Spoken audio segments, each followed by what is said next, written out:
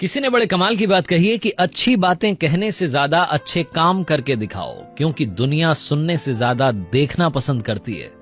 My FM से मैं हूं आरजे कार्तिक। एक छोटी सी कहानी, और कहानी सुनाने से पहले दो बात कहना चाहता हूं। पहली बात, जिंदगी में खुद पर डिपेंड रहना अच्छी बात है। दूसरी बात, जिंदगी में सिर्फ खुद पर ही डिपेंड रहना गलत बात भी है।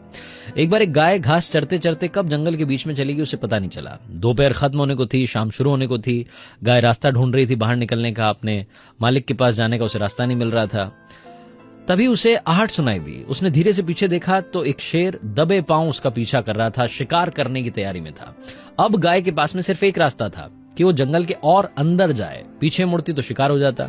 धीरे धीरे गाय आगे बढ़ने लगी। जंगल के बीचों बीच में एक तालाब था। तालाब के किनारे पर जाकर के गाय खड़ी हो गई। शेर ने देखा कि गाय तालाब के किनारे तक पहुंच चुकी है। शेर आराम से जहां था वहीं बैठ गया और शेर इंतजार करने लगा कि जैसे ही गाय तालाब में जाएगी वैसे उसके पीछे जाऊंगा और जाकर के शिकार कर लूंगा। अब तो गाय के पास रास्ता नहीं बचा। गाय ने भी सोचा कि कोई रास्ता नहीं है। धीरे धीरे वो तालाब में जाने लगी। तालाब में पानी कम था, कीचड़ ज्यादा था। थोड़ी दूर जाने के बाद में गाय फंस गई। अब शेर ने देखा कि गाय एक जगह पर रुकी हुई है। शेर धीरे धीरे आगे बढ़ने लगा, तालाब के अंदर जाने लगा। शेर को मालूम नहीं था कि उस तालाब में पानी कम था और कीचड़ ज्यादा था। थोड़ी दूर जाने के बाद शेर भी फंस गया। अब थोड़ी दूर पर गाय थी, थोड़ी दूर पर शेर था। दोनों के बीच में डिस्टेंस नहीं थी, लेकिन दोनों चाह करके भी कुछ नहीं कर पा रहे थे। ना तो गाय हिल पा रही थी, ना शेर शिकार कर पा रहा था। थोड़ी देर जंगल में सन्नाटा रहा। उसके बाद गाय ने शेर से पूछा कि क्या आपका कोई गुरु या मालिक है? तो शेर जोर से दहाड़ा और उसके बाद बोला कि मैं ही इस जंगल का राजा हूं, मैं ही यहाँ का मालिक हूं, मैं ही यहाँ का गुरु हूं। मेरा कौन गुरु मालिक होगा? वैसे पूछ क्यों रही हो? तो गाय ने कहा कि आपके मालिक होने का फायदा क्या, आप तो हिल भी नहीं पा रहे हो। तो शेर ने कहा कि जो पूछ रहा हूं उसका जवाब दो, पूछ क्यों रही हो? और तुम भी तो नहीं हिल पा रही हो, तुम भी तो फंसी हुई हो।